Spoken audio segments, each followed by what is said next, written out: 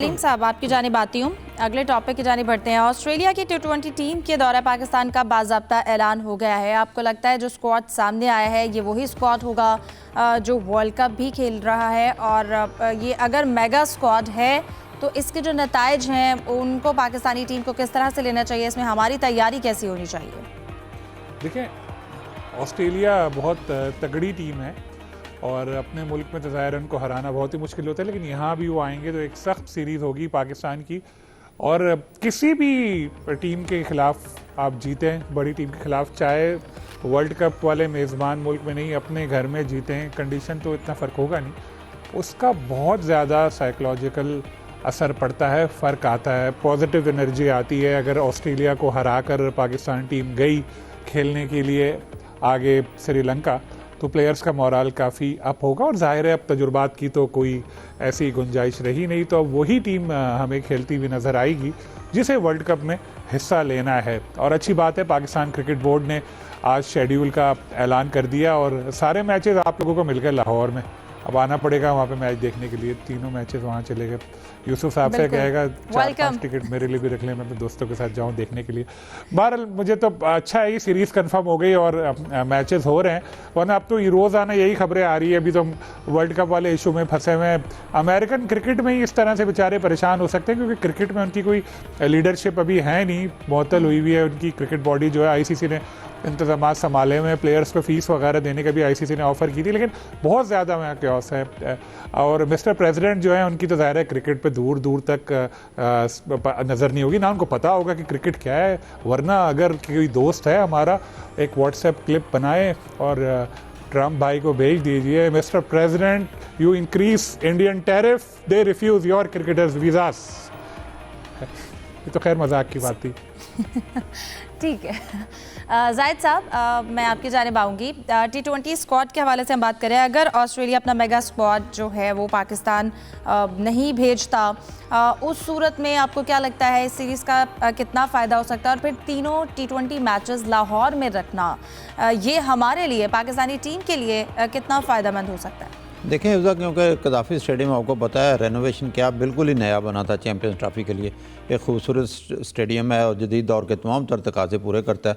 हाँ, अलबत्ता जो आजकल का वेदर है वो तो बहुत शदीद है। आपको पता है 11 बजे तक धुंध छाई रहती है, रात को भी शुरू हो जाती है। लेकिन क्योंकि ये जनवरी के एंड पर मैचेस हैं, लगता है कि उस वक्त तक उम्मीद की जा सकती है कि मौसम बेहतर हो जाएगा। जहाँ तक स्क्वाड के आने का तल्लक है, क्योंकि वर्ल्ड कप के लिए टीम अनाउंस कर चुका है ऑस्ट्रेलिया, अभी उन्होंने दौरा पाकिस्तान के लिए टीम अनाउंस नहीं की। लगता है मुशनीद यही है और उम्मीद यही है कि वही टीम आएगी। हाँ, अलबत्ता पैट कमिंस और जोश हेज़लवुड वो दोनों फिटनेस मिसाइल का शिकार थे। पैट कमिंस ने एक टेस्ट खेला था, आपको याद होगा, उनकी कप्तानी में जीता भी ऑस्ट्रेलिया ने इंग्लैंड के खिलाफ। जोश हेज़लवुड जो है सीरीज़ का कोई भी मैच नहीं खेल पाए थे। वो दोनों आते हैं या नहीं, अगर वो 100% फिट हो जाएंगे, क्योंकि कहा यह जा रहा था कि सीरीज़ के एंड तक पैट कमिंस जो है 100% फिट हो चुके हैं और जोश हेज़लवुड भी फिट हैं। तो बड़ी बैलेंस टीम है ऑस्ट्रेलिया की। उनकी बैटिंग लाइन में अगर देख लें, मिचेल मार्श खुद बड़े भरपूर फार्म में है, वनडे क्रिकेट के ख़ास तौर पर मास्टर हैं। T20 के भी ट्रेविस हेड अब उनकी बड़ी जारहाना किस्म की ओपनिंग की इब्तिदा करते हैं और फिर फास्ट बॉलिंग के साथ साथ उनके ऑलराउंडर भी बेशुमार हैं। और ऑस्ट्रेलिया की टीम आती है तो कम अज़ कम एक ये भी कहने का जवाब ख़त्म हो जाएगा जो कई लोग कह देते थे पाकिस्तान के लिए सिर्फ जिम्बाब्वे और श्रीलंका ही रह गई। ऑस्ट्रेलिया की टीम आएगी तो यकीनी तौर पर दोनों टीमों को फ़ायदा होगा। पाकिस्तान को भी टेस्ट हो जाएगा, एक किस्म का जो स्क्वाड अनाउंस होगा जिसका अभी तक हम इंतज़ार कर रहे हैं। और ऑस्ट्रेलिया की टीम जो है यकीनी तौर पर मजबूत टीम है।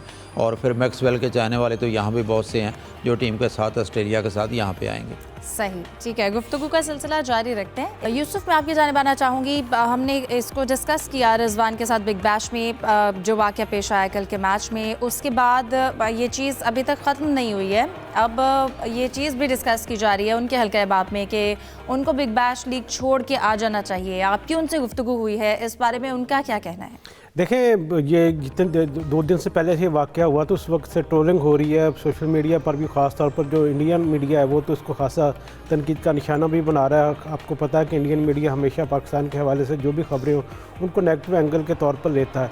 तो इस सारे मसले पर आज हमारी रिजवान से बात भी उन्होंने वाज़ेह किया कि ऐसी कोई बात नहीं है, ये उनके वतन वापसी के आने की खबरों में कोई सदाकत नहीं है, सब झूठा प्रोपेगेंडा किया जा रहा है मेरे ख़िलाफ़। मैं हमेशा, मेरा एक फ़लसफ़ा रहा है कि अपने जो कायद होता है और हमारा इस्लाम भी यही कहता है कि आपका जो अमीर है उसकी बात माननी चाहिए। तो मुझे कप्तान ने बुलाया, इस पर कोई दुख नहीं है। मुझे अमीर की बात मानना थी, मैंने मानी, और ये नहीं हो सकता कि मैं नाराज़ होकर बिग बैश लीग छोड़कर यहाँ पर आ जाऊँ। तो ना सिर्फ पाकिस्तान में इसको चीज़ को अच्छा नहीं समझा गया, बल्कि जो शेन वाटसन और दूसरे जो गैर मुल्की खिलाड़ी थे उन्होंने भी कहा कि मोहम्मद रिजवान के साथ ये जो सलूक किया गया था उसको दौरान मैच ही वापस बुला करके तेज़ हिटिंग नहीं कर रहे थे वो। हालांकि उन्होंने 23 गेंदों पे 26 स्कोर किया था, जिस पर उनको कप्तान ने वापस बुलाया था, जिस पर उसके बाद यकीनी तौर पर एक ट्रोलिंग का सिलसिला जारी था, जिसको आज मोहम्मद रिजवान ने ख़त्म किया कि ऐसी कोई बात नहीं है, वो बिग बैश लीग छोड़कर पाकिस्तान उनकी वापसी का कोई इरादा नहीं, अपनी जो लीग का मुआहदा वो उसको पूरा करेंगे। सही। मैं आपकी जाने पाऊंगी जाहिद साहब, कहिएगा अगर हम बिग बैश लीग के मैचेस की अब बात करें, आज हुरिकेन्स की जानिब से जमान खान ने आज बहुत ही out class match winning performance दी है, इसके हवाले से आप क्या कहेंगे? उन्होंने अपने आप को एक यकीनन डेथ ओवर्स में एक स्पेशलिस्ट बॉलर के तौर पर उन्होंने अपने आप को जो है वो मनवाया है। उनका जो स्कोर रहा 4 ओवर्स में उन्होंने गालिबन 29 रन्स दिए हैं, विकेट ली है, कैसे देखते हैं उनकी परफॉर्मेंस को? देखें हिफ्ज़ा, इसलिए T20 को ज़रा फ़नी गेम भी कहा जाता है कि ये वही ज़मान खान है जिनको आपको याद होगा डेविड वार्नर ने उनका मजाक उड़ाया था। उन्होंने कहा था इनका एक्शन जो है एक 4 साल बच्चे की मानद है। उसी ज़मान खान ने आज ब्रिस्बेन हीट को फतह दिला दी मैच में जो होबार्ट हरिकेन्स के साथ खेला गया और उनके होम ग्राउंड पर था।